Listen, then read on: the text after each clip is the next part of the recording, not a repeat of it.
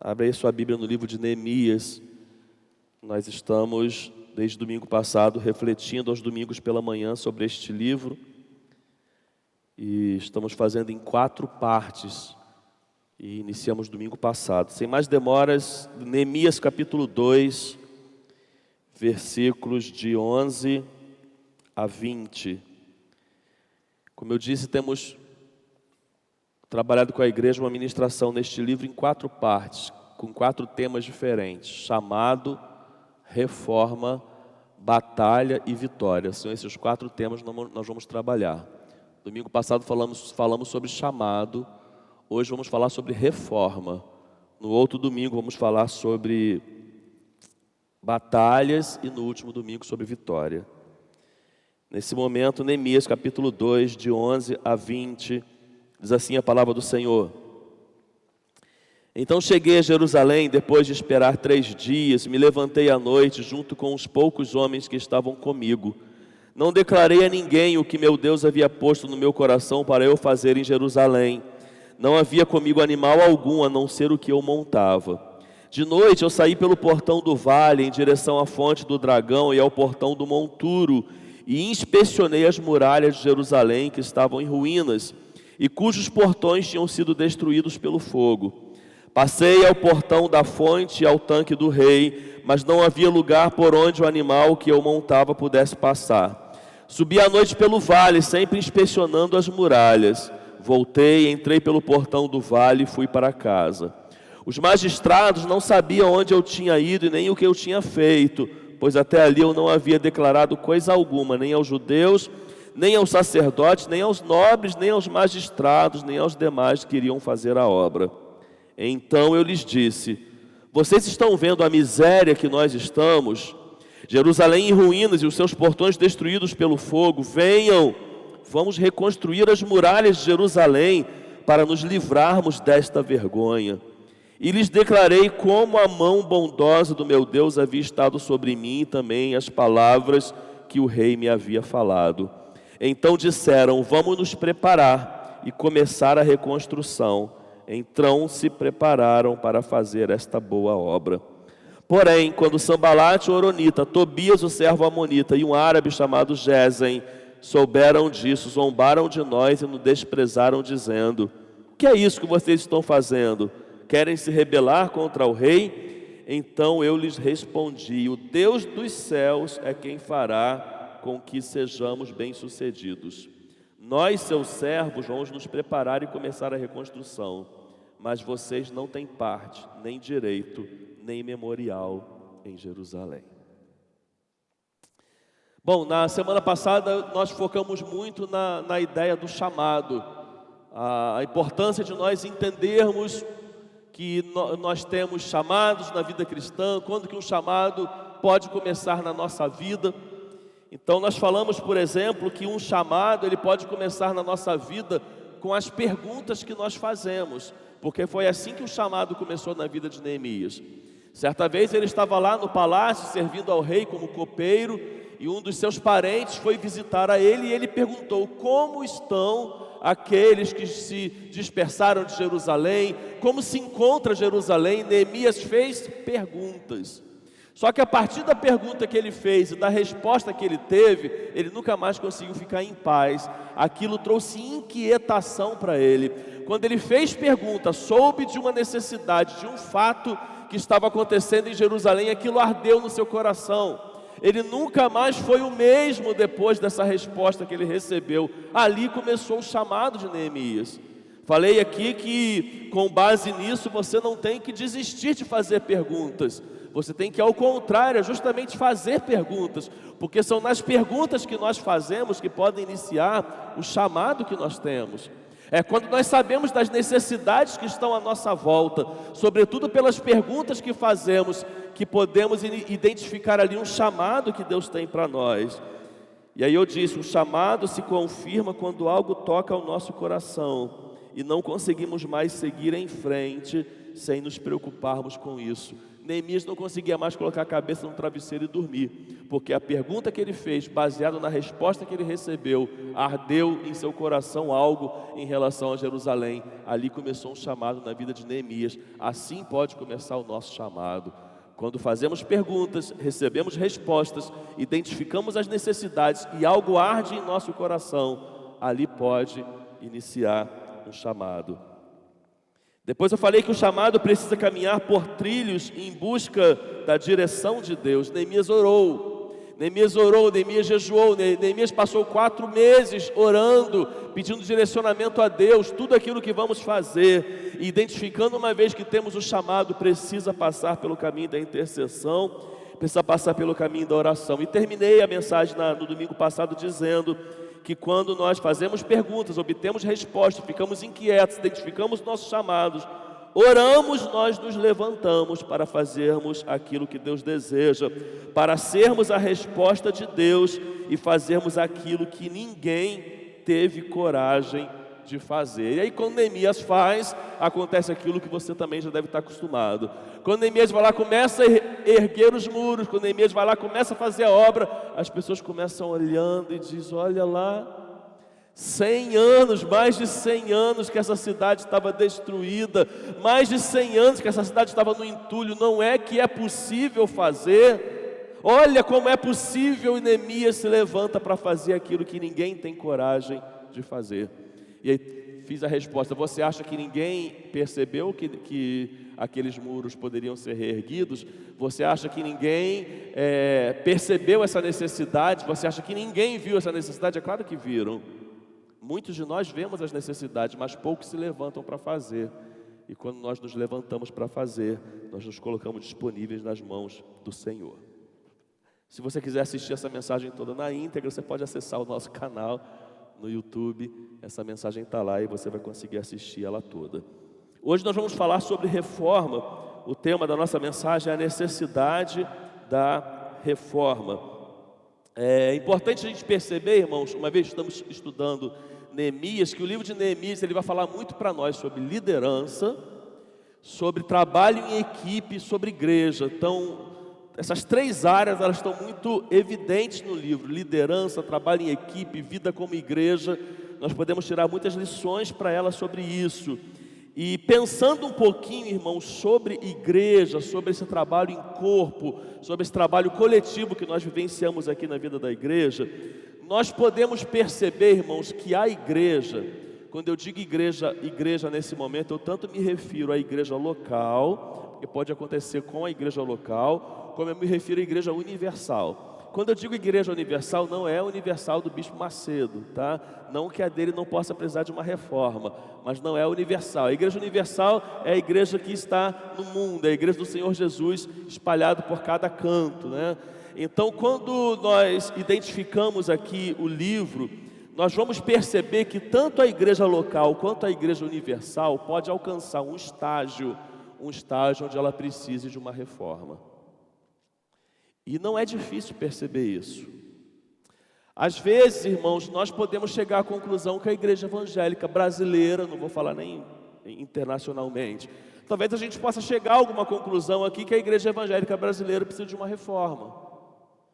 Talvez a gente possa chegar a uma conclusão em algum determinado momento que a igreja local, a igreja que nós fazemos parte, ela precisa de uma reforma. E quando eu falo de reforma aqui, também não falo de reforma física, né? Não estou falando da reforma do primeiro andar, não estou falando da reforma do prédio, estou falando de reforma naquilo que está ligado ao seu espiritual, aquilo que ela vive como igreja, do que ela vive no que diz respeito a cumprir o seu papel. Então, igreja, irmãos, igreja de uma forma geral pode vivenciar momentos que precisem de reforma. Nós temos uma reforma na nossa história, que nós estudamos sobre isso, acontecida, por exemplo, em 1518, quando os reformadores lá na Alemanha, Martinho Lutero e tantos outros se levantam para mudar radicalmente algo que acontecia na igreja, e a partir dali a igreja toma um novo rumo, uma nova direção. Mas será se aquela foi a única reforma necessária na vida da igreja? Será que de 1518 para cá, será que nós não precisamos, por exemplo, de uma outra reforma no meio evangélico?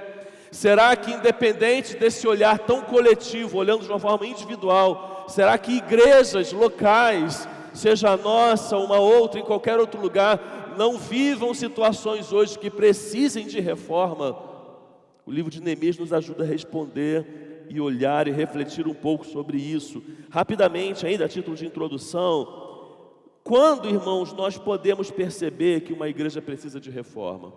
Quando nós podemos perceber a necessidade de uma reforma? Não vou esgotar essa pergunta, né, mas apenas dando alguns principais motivos. Por exemplo, quando o corpo, que é a igreja, está desanimado, enfraquecido ou desunido, esse pode ser um grande sinal que a igreja precisa de uma reforma. Quando não há visão por parte da liderança, quando você faz parte de uma igreja, repito, seja ela local ou universal, e você chega à conclusão, não há visão, ali pode ser indício de que a igreja precisa de uma reforma. A igreja pode precisar de uma reforma, irmãos, quando os inimigos parecem prevalecer contra a igreja. Porque a igreja tem batalhas, irmãos? Tem. Mas a igreja ela é derrotada? Não. E a igreja pode se conformar com derrota, sobretudo no mundo espiritual? Não. A igreja ela foi feita e tem uma promessa sobre ela que ela prevalece contra o inimigo e não o inimigo contra ela. Então, quando há indícios de que o inimigo tem prevalecido contra a igreja, pode ser sinal de que a igreja precisa de uma reforma. Quando ela tem líderes e membros não comprometidos com Deus e sua palavra, e o ensino de heresias passam a invadir o ambiente da igreja, ali há um sinal de que ela pode precisar de uma reforma. E por que reformar? Para que reformar? A importância de reformar, irmãos, é que para que a igreja deixe de ser opróbrio. Opróbrio é uma palavra que você vai encontrar muito na Bíblia, tem significado de desonra, vergonha, humilhação. Então, muitas vezes é necessário reformar para que a igreja pare de viver um tempo de vergonha, pare de viver um tempo de desonra. Muitas vezes é necessário reformar para que o corpo de Cristo saiba que Deus está conosco. E muitas vezes é necessário reformar para que o inimigo da igreja tenha seus planos frustrados. Amém? Então, basicamente, são esses os motivos que nos indicam uma necessidade de reforma e também por que precisamos reformar. Agora sim, tirando lições para nós sobre o capítulo que nós lemos, eu aprendo, irmãos, com Neemias, que toda reforma começa com pequenos começos. Vamos falar juntos? Toda reforma começa com pequenos começos. Às vezes a gente despreza, irmãos, ou menospreza os pequenos começos. Para pensar comigo. É muito comum quando a gente pensa como igreja, às vezes a gente vê por parte da igreja, não toda ela, mas às vezes uma parte dela ou alguns, um menosprezo pelos pequenos começos. Às vezes, irmãos, até a liderança não valoriza os pequenos começos. Toda reforma tem os seus pequenos começos.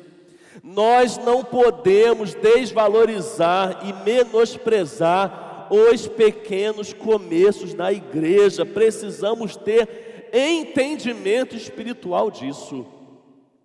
A igreja não tem determinadas áreas, a igreja identifica uma necessidade de se fortalecer em determinadas áreas. Há um pequeno começo. Há algo, irmãos, que começa pequeno, que começa em muitas vezes sem muita expressão, sem muita visibilidade, mas nós não podemos desprezar os pequenos começos. Olha aqui, um dia Neemias só estava diante do rei servindo como copeiro, mas ele recebeu uma visita e dessa visita surgiu uma conversa. E nessa conversa Neemias fez perguntas: como está Jerusalém? Como estão os meus irmãos que voltaram do cativeiro e estão morando lá? Como que eles se encontram? Um dia ele fez perguntas, um dia aquilo era apenas uma conversa, um dia aquilo começou a despertar na sua mente. Ali nasceu uma visão, um sonho, um desejo, algo que muitas vezes Neemias guardou apenas para si, não falou para outro. Ali era um pequeno começo. Grandes coisas começam na vida da igreja com pequenas visões. Grandes coisas começam na vida de uma igreja a partir de uma conversa simples. Grandes coisas começam na vida de uma igreja através de coisas pequenas e insignificantes, que podemos até nem dar valor, mas se é de Deus, aquilo pode ser grande e significativo na vida da igreja. Na igreja, irmão, nós não podemos desprezar nada. Na igreja nós precisamos valorizar tudo, sobretudo os pequenos começos. Há sonhos na sua vida, há projetos na sua mente em relação à igreja, há pensamentos seus em relação a algo na igreja. Você consegue olhar para algo dentro da igreja hoje e olhar lá para frente e sonhar com isso, e enxergar isso grande. Não despreze isso. Pequenos começos podem se transformar em grandes realizações na vida do reino de Deus. Deus pode transformar pequenas coisas, irmãos, em grandes realizações em seu reino. Era uma visita, virou uma conversa, gerou uma pergunta, teve uma resposta. A resposta trouxe inquietação. Neemias não conseguiu mais viver como vivia, porque ficava preocupado com Jerusalém. Orou, colocou diante de Deus. Um dia ele conseguiu a autorização do rei. Deus confirmou no seu coração que era a vontade de Deus que ele fizesse a obra. Ele saiu de onde estava, foi para Jerusalém, inspecionou a cidade, inspecionou o muro, chamou as pessoas, mobilizou pessoas, começou a obra, e ali começou um grande começo, e ali começou um grande projeto, e ali começou uma grande obra que Deus estaria para realizar. Mas um dia ela foi pequena. Um dia ela foi apenas um sonho, um dia ela foi apenas uma ideia, mas aquilo que começa pequeno pode se tornar grande no reino de Deus. Você acredita nisso? De verdade? Você acredita nisso? Amém. Nós aprendemos com Neemias, irmãos, que quando nós iniciamos uma reforma da parte de Deus, Ele levanta, prepara ou envia pessoas para ocasiões especiais. Vamos falar juntos? Quando iniciamos uma reforma da parte de Deus, Ele levanta, prepara ou envia pessoas para ocasiões especiais. Por que, irmãos, dizer isso? Porque a gente aprende, irmãos, que nem sempre todos que fazem parte da igreja estão interessados e desejosos numa reforma. Nem sempre, irmãos, nem sempre todos que fazem parte de um corpo vão estar com a mesma intensidade desejando que uma reforma aconteça. Você pode ter num corpo como uma igreja que atravessa um cenário onde ela precise de uma reforma, isso fique claro por aqueles diagnósticos que nós tratamos lá na introdução. Você pode ter pessoas que estejam muito desejosas que a reforma aconteça. Você pode ter pessoas que tanto faz, tanto fez. Se tiver reforma, bom. Se não tiver, bom também. E você pode ter pessoas que sejam até contrárias que algo mude, que algo seja modificado, que algo avance, que estruturas sejam modificadas. Isso é possível acontecer na vida da igreja. Então, irmãos, quando a igreja começa a se mobilizar num trabalho de reforma que vem de Deus para a igreja, que parte do alto para cima, porque essa precisa ser a ordem, não tenha dúvida, irmãos, é Ele que levanta entre os que estão, é Ele que prepara entre os que estão, e se for necessário, é Ele que envia, quando dentre os que estão, não tem pessoas que Ele possa usar para fazer o que Ele queira. Então Deus levanta, prepara ou envia, se for necessário. Você acredita nisso? De verdade? Você crê nisso, irmãos? Nós aprendemos que Deus levanta, prepara ou envia pessoas para ocasiões especiais. Sabe por quê, irmãos? Porque reformas, grave isso, não podem ser feitas sem entusiasmo.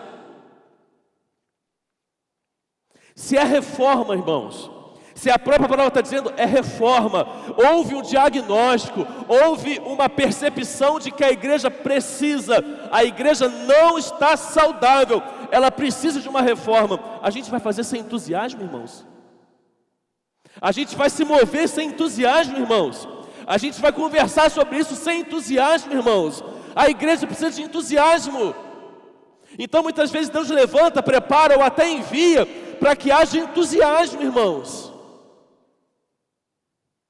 Irmãos, nós vamos nos unir agora, porque nós temos esse desafio aqui. É nesse caminho aqui que nós vamos, é nesse foco aqui que nós vamos. Amém, irmãos? Amém. Amém, amém, pastor. Amém, meu irmão? Amém, pastor. Não, irmãos, é com entusiasmo, irmãos. A igreja precisa caminhar com entusiasmo, irmãos. A igreja precisa ver as suas necessidades e se mover em direção a elas com entusiasmo, irmãos. Com entusiasmos. É para eu identificar as necessidades do corpo, mas as necessidades individuais também de mudanças. Quando uma reforma vem na vida da igreja, quando uma reforma vem na vida do corpo de Cristo, ela precisa também causar impactos na minha vida pessoal.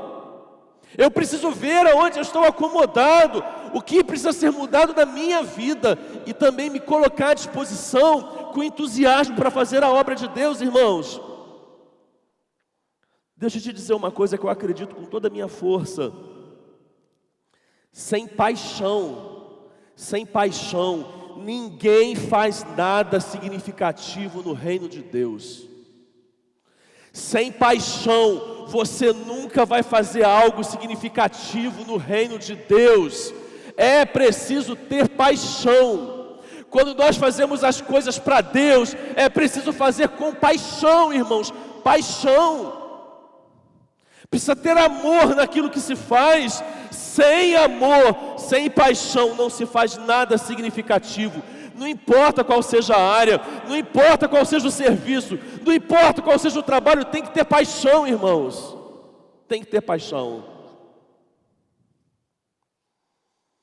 Eu ouvi uma certa vez numa mentoria uma frase, eu busco carregá-la para a minha vida, enquanto pastor.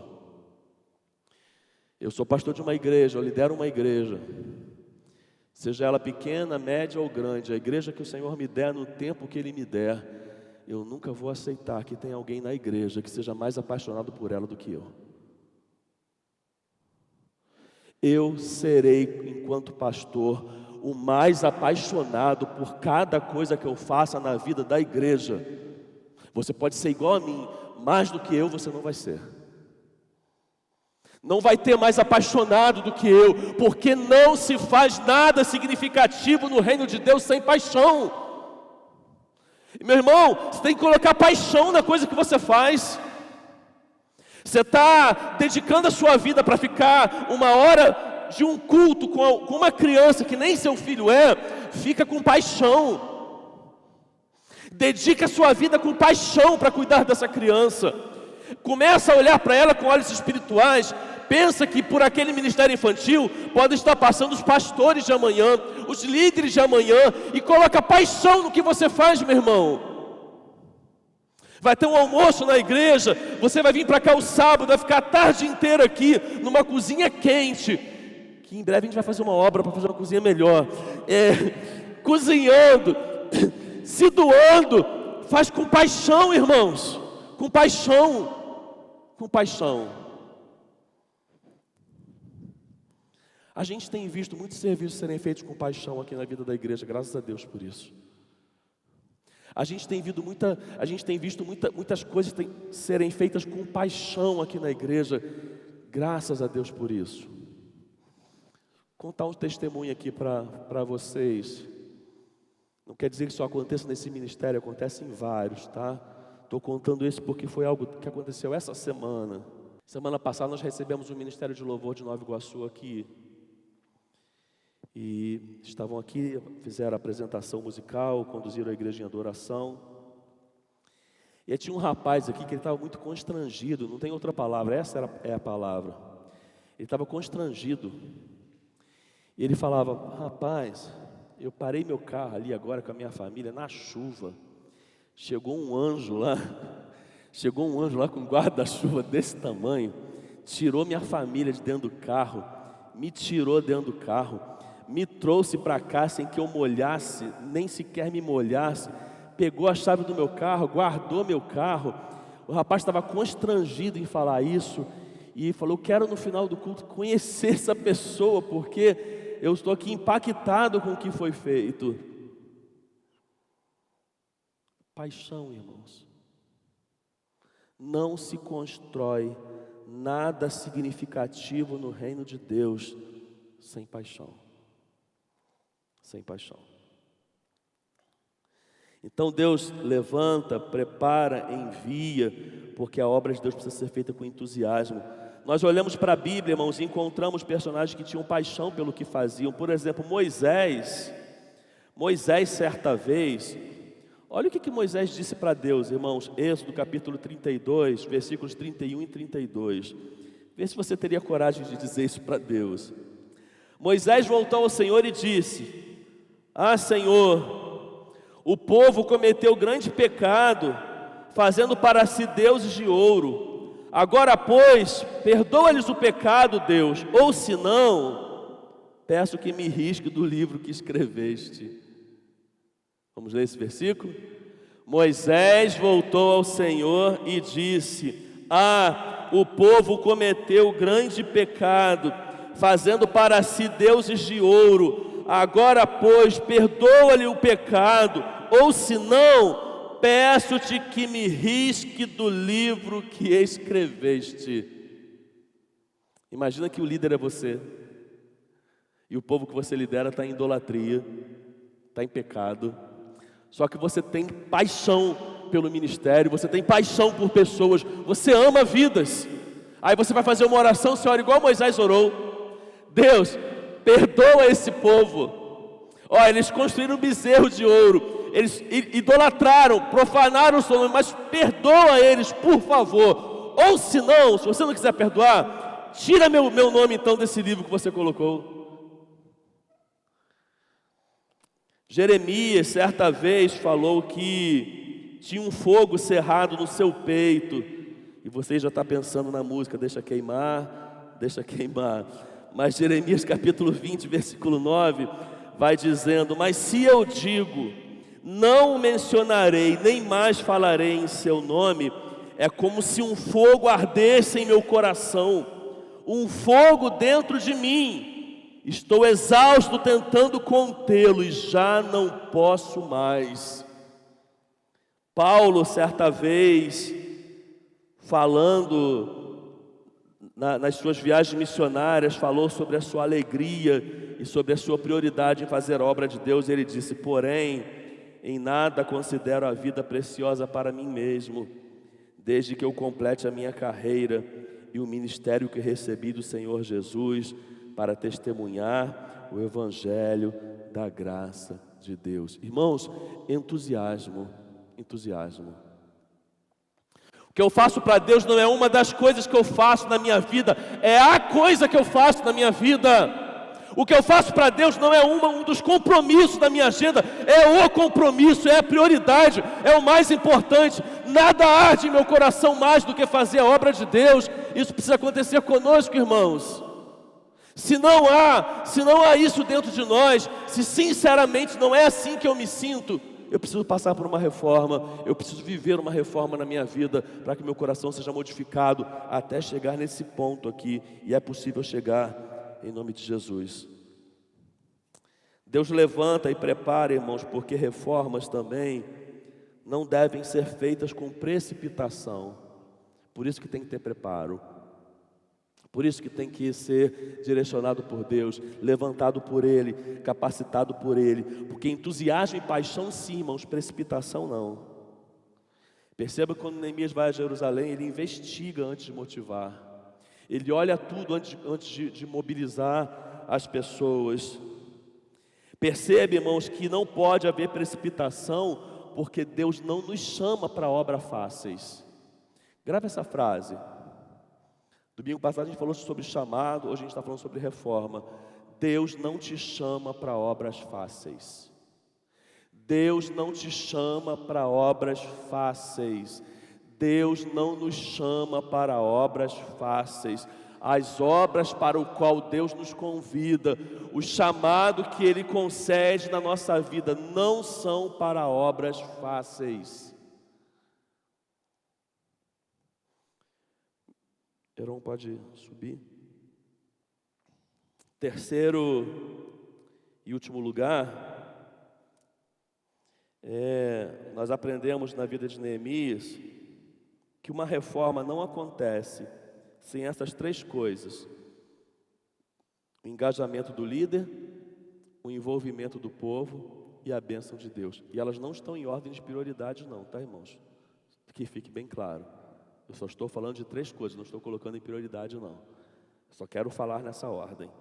Então você pode pensar que o engajamento do líder é mais importante que a bênção de Deus, isso nunca vai ser, tá? Mas a reforma não acontece sem o engajamento do líder, sem o envolvimento do povo e sem a bênção de Deus. Vamos falar juntos? A reforma não acontece sem o engajamento do líder, o envolvimento do povo e a bênção de Deus. Quero começar falando sobre a liderança. Temos muitos líderes aqui na igreja. Também sou líder, sobretudo como pastor desta igreja. E a gente olha para a vida de Neemias, irmãos, a gente aprende muito sobre liderança. Porque após ele ser chamado, ele identificou a necessidade da reforma. E geralmente é isso que acontece muitas vezes na nossa vida.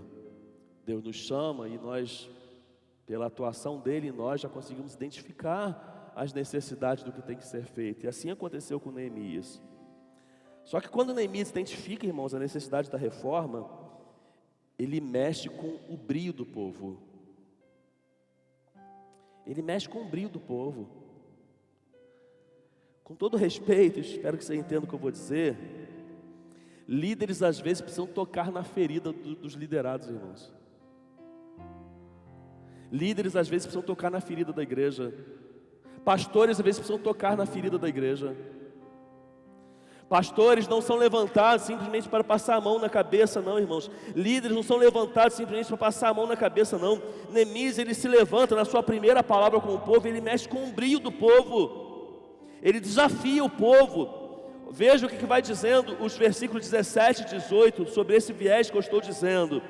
Então eu lhes disse: vocês estão vendo a miséria em que nós estamos. Miséria. Neemias está dizendo: nós estamos vivendo uma miséria. Jerusalém em ruínas e os seus portões destruídos pelo fogo. Venham, vamos reconstruir as muralhas de Jerusalém para nos livrarmos desta vergonha. Eu lhes declarei como a mão bondosa do meu Deus havia estado sobre mim, e também as palavras que o rei me havia falado. Então disseram: vamos nos preparar e começar a reconstrução. Então se prepararam para fazer esta boa obra. Imagina que Neemias, ele é agora o líder da igreja. Vamos enxergar o povo de Israel como a igreja, Neemias como líder da igreja. Há uma necessidade na vida da igreja. E Neemias não chega e fala: ó, irmão, vocês sabem que as coisas não estão muito bem, não andam muito bem. Não é assim que ele fala, não, irmãos. Ele fala: isso aqui está uma vergonha. Isso aqui está uma vergonha. Isso aqui está infinitamente longe do que Deus espera que seja. Então vocês não podem se conformar com isso. Nós não podemos nos conformar com isso, porque nós não somos levantados como povo de Deus para viver em vergonha. Então Neemias, ele mexe com o brio do povo. É preciso manter o engajamento de um líder para que as coisas aconteçam.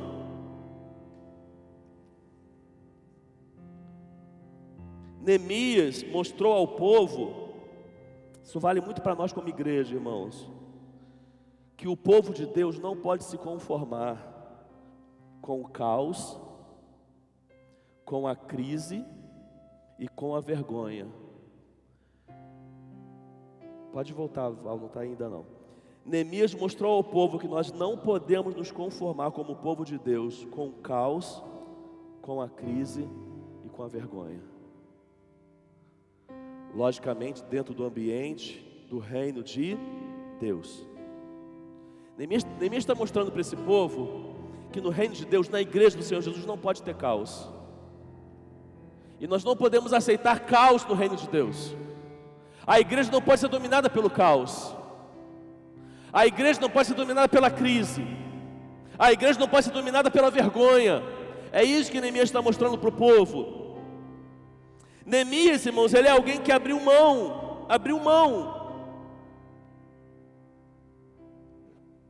Somente pessoas que abrem mão e fazem sacrifícios são capazes de influenciar um outro a se levantar e a agir. Somente pessoas que abrem mão e fazem sacrifícios que têm o potencial de influenciar outras pessoas a se levantar e a agir. Se você não abre mão, se você não faz sacrifício, se você não se doa, a sua vida não é influência para levantar ninguém. Se você não se envolve, se você não se dedica, se você não mostra amor, se você não mostra sacrifício, a sua vida não é capaz de motivar ninguém. Nós não motivamos pessoas na igreja com palavras, nós motivamos pessoas na igreja com atitudes, com gestos, com ações, irmãos. Eu posso falar 1000 coisas aqui, se você não olhar para a minha vida e não perceber na minha atitude, você não vai caminhar comigo, você não vai junto, porque palavras não convencem ninguém. Palavras não convencem, irmãos. Palavras não convencem. O agente é o Espírito Santo, mas precisa ser através da nossa vida. Precisa ser através do que eu faço. Não importa qual seja a área. Não importa qual seja a área. É para o reino de Deus, eu faço o meu melhor. Eu olho a necessidade, eu não olho o cargo, eu não olho patente, eu não olho nada, eu olho a necessidade e eu me dedico para fazer o que é melhor, eu me dou para fazer o que é melhor. É isso que nós precisamos, irmãos.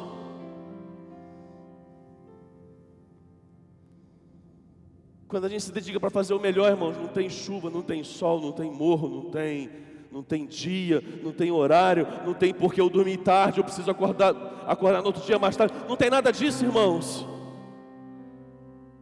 Não importa se o horário do ensaio é sacrificante, se o que eu tenho que fazer, se é reunião. Não importa, irmãos. Não importa.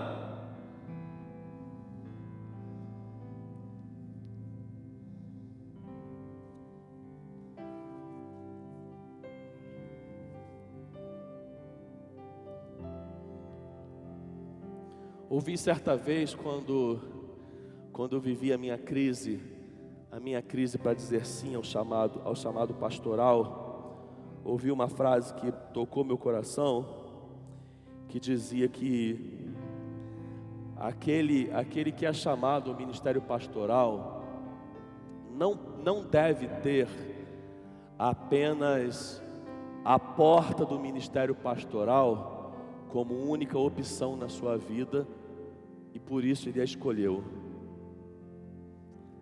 Mas aquele que é chamado a viver o ministério pastoral precisa ter várias portas à sua frente, mas nada vem a arder no seu coração como a porta do ministério. Isso cabe para a nossa vida, independente de você ser um pastor ou não. Nada pode queimar mais no nosso coração do que o que a gente faz para Deus. Se isso não está acontecendo, tem alguma coisa errada. Tem alguma coisa errada. Segundo lugar, o envolvimento do povo. Além do engajamento do líder, o envolvimento do povo. Percebam que Neemias chama o povo para trabalhar. Neemias sabia, irmãos, que nada aconteceria se o povo não se envolvesse. Neemias não diz: vai e construa. Neemias diz: vinde e construamos. Ele entende que ele precisa estar junto, mas também entende que ele não faz nada sozinho. O engajamento de um líder é fundamental, mas ele não faz nada sozinho. Você sabe muito bem disso. Você sabe muito bem disso. O líder não faz nada sozinho. Nenhum ministério que você veja aqui na igreja, um líder é capaz de fazer sozinho. É preciso ter envolvimento das pessoas. A reforma precisa caminhar pelo engajamento do líder, mas também pelo envolvimento das pessoas. John Maxwell vai dizer que líderes não apenas sabem onde estão indo, eles também levam pessoas com eles, porque eles entendem que um líder precisa estar junto, mas ele não faz nada sozinho. Terceiro e último lugar, mas não menos importante, o Ministério de Louvor pode vir para cá. A bênção de Deus. O engajamento do líder, o envolvimento do povo e a bênção de Deus. Você pode ficar de pé? Por que a bênção de Deus, irmãos? Ninguém vai estar mais interessado na restauração da igreja do que Deus. Ninguém vai estar mais interessado na restauração da igreja do que Deus. Um líder mais apaixonado que seja, ele não consegue ser mais interessado na restauração da igreja do que o próprio Deus. Então, uma reforma, ela passa pelo engajamento do líder, pelo envolvimento do povo, mas ela só tem validade, ela só se testifica como sendo de Deus, com a bênção de Deus.